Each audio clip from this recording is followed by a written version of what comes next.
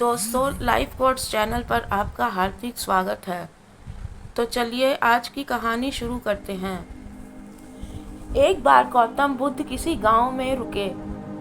गांव के लोग उनके दर्शन करने और उपदेश सुनने पहुंच रहे थे।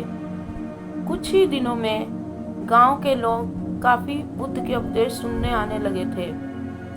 एक दिन बुद्ध के पास एक महिला पहुंची।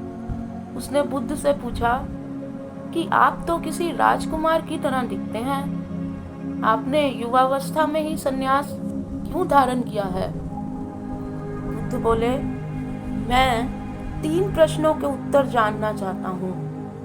हमारा ये शरीर अभी युवा और आकर्षक है, लेकिन ये वृद्ध होगा, फिर बीमार होगा और अंत में मृत्यु हो जाएगी। मुझे वृद्धावस्था, बीमारी और मृत्यु, इन तीनों के कारण जानना थे।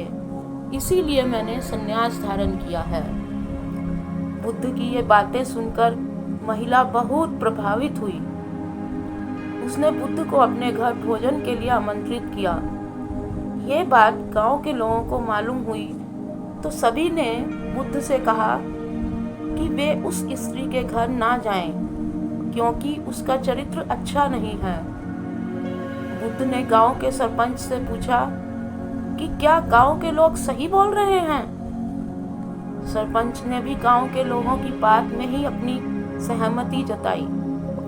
तब बुद्ध ने सरपंच का एक हाथ पकड़कर कहा कि अब ताली बजाकर दिखाओ।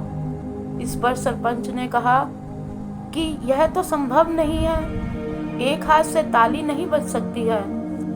बुद्ध ने कहा, सही है, ठीक इसी तरह कोई महिला अकेले ही चरित्रहीन नहीं हो सकती। इस गांव के पुरुष चरित्रहीन नहीं होते तो वह महिला भी चरित्रहीन नहीं होती।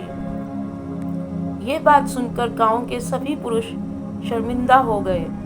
बुद्ध ने कहा कि अगर हम अच्छा समाज बनाना चाहते हैं तो सबसे पहले हमें खुद को सुधारना जरूरी है।